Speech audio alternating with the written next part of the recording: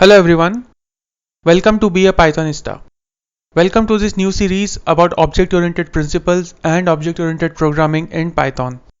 Today we are going to discuss one of the most fundamental principle or concept, which is the basis of writing or developing a good and effective program or software.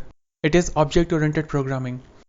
We can develop programs and efficient programs without object-oriented principles as well. Like C language, it's a non-object oriented language, and there are operating systems, games, various softwares, even fighter plane programs which are all written in C. Then why we need object oriented programming? And before we answer why, we should know what is object oriented programming. Object oriented programming is an idea based on how we interact with so many objects in our everyday life. For instance, we interact with our mobile phone, or we drink water from the bottle. We use pen to write something on the paper. We also drive a car or bike. So these are all independent objects. If you see pen, paper, bottle, bike, car, roads, all these are just objects.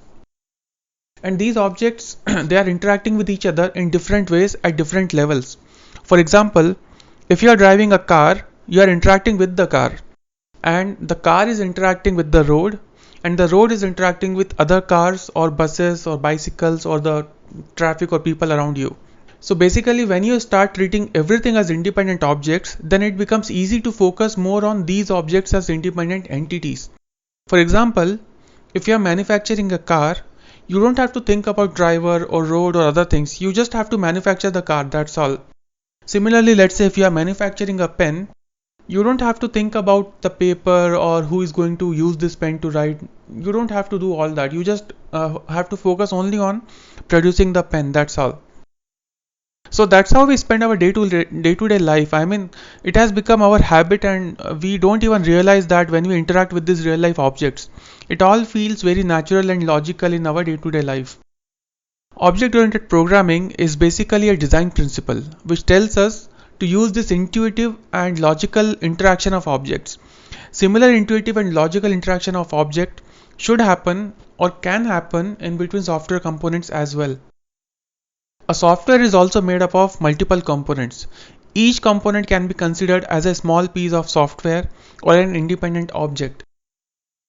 For example, let's see an internet browser application like Firefox or Chrome.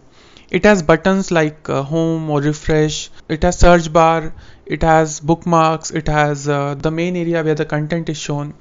So if you see, these button objects are part of another object, say search bar.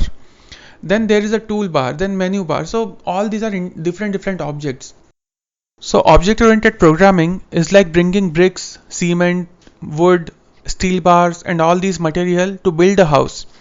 Whereas a non-object oriented programming approach is like 3D printing the house directly.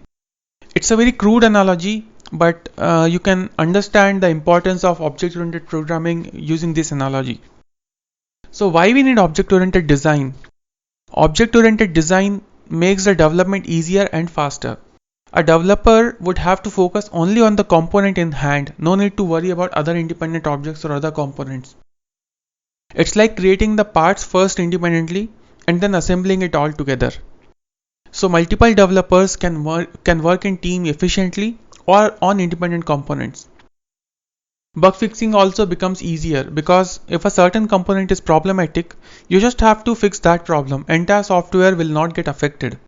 It's like if your tire is punctured, you can easily remove tire and fix the puncture. You don't have to change the car entirely. You don't have to worry about from where the other component come or how it works. You just have to use it. For example, you don't care how the steering works in a car, but you know that if you rotate it clockwise, you will go towards right, and if you rotate it anti-clockwise, you will go towards left. That's all is enough. You really don't need to know how a steering works. So in terms of softwares, the objects are not real life objects, but these are soft objects. Like in case of browser, we saw buttons, search bar or bookmarks. Their interaction also will be as compared to real life objects. For example, if you click on refresh button, the page content gets loaded again in content area. So that's the interaction. The main idea remains same. Objects should be independent. They should be able to interact with each other. They can be assembled together to form a bigger complex object. Like we see a car is like a complex object which is made up of lot of smaller independent objects like say tire, seat, headlights, bonnet and such things. That's why object oriented programming is one of the design principle. It is not the only one. There are other ways also in which software can be designed or can be developed. The most common alternate to object-oriented programming is the functional programming. We will talk about functional programming in another future video. So where we can use object-oriented programming? Basically everywhere, even in our daily life also, not only in terms of programming but in our daily life also. We see it, we do it every day intuitively. Now we just have to apply the same principle when we are writing the code. So no matter what type of code you are writing, whether it is games or web application or mobile application, or you are writing a simulator, or you are writing a script for let's say automated trading, or you are writing a script for any IoT device, or you are writing a desktop application or an operating system, networking tool, anything, any piece of software, it can be written in object oriented manner, any piece of code. So this was just the introduction of what is object oriented programming. In the next video, we will talk more about what are the different types of objects which we can have, and we will discuss more about how they can interact with each other, what are the types of different relationships, what will be the what is this inheritance and polymorphism and all these concepts. So we will talk all this in our next future videos. Thank you.